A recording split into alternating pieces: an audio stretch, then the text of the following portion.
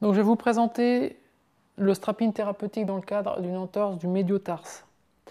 Le traumatisme a lieu sur l'avant-pied. C'est un mouvement en fait de flexion et de supination au niveau soit de l'articulation de l'isfranc ou au niveau de l'articulation de Chopard.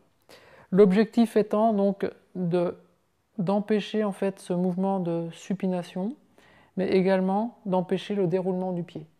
Pour réaliser ce strapping, pour les embases, des bandes adhésives élastiques 6 cm en extensa et 3 cm extensa plus, et pour les attelles actives, de l'omnitape en 4 cm et de l'omnitape en 2 cm. Donc pour cela, nous allons placer une première embase au-dessus des deux malléoles et une seconde embase qui va être placée sur le pourtour du pied.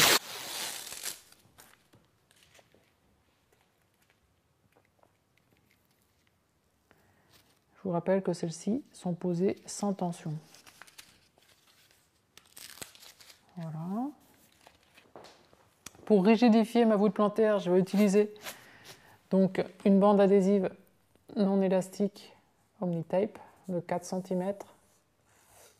Je commence à placer ces bandes sur la partie externe du pied et je reviens sur la partie interne en chevauchant celle-ci de moitié.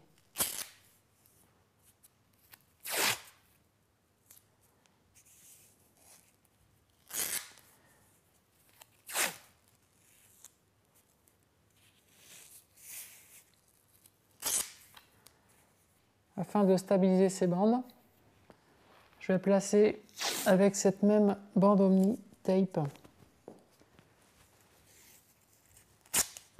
des bandes en U qui permettent de bien maintenir mes attelles actives. Je pars de l'arrière-pied pour revenir sur l'avant-pied. Je chevauche ces bandes de moitié.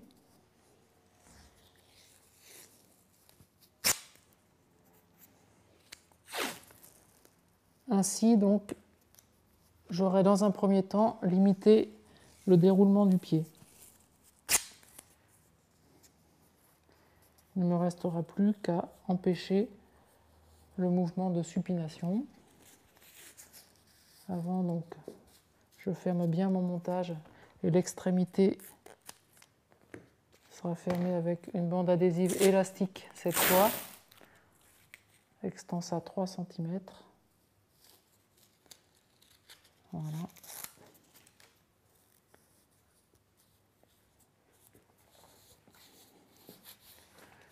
Je reviens ensuite sur la face externe du pied. Donc pour empêcher la supination, eh bien, je vais placer des attelles actives qui vont partir de la voûte plantaire et qui vont venir se positionner sur l'embase qui se situe au niveau des deux malléoles. Donc ces attelles actives anti-supination sont placées sur la face externe du pied.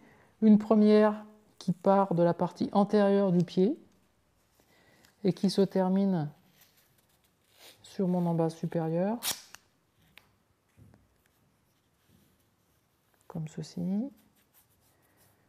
Une seconde qui part de la partie postérieure du pied et qui vient également se positionner sur l'embase supérieure. Ces deux attelles sont doublées, chevauchées en fait de moitié.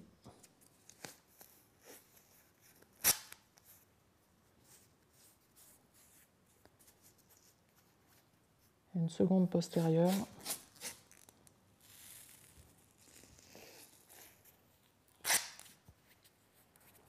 Voilà. Donc ces quatre attelles vont empêcher le mouvement de supination du pied. Il ne reste plus qu'à fermer mon embase supérieure.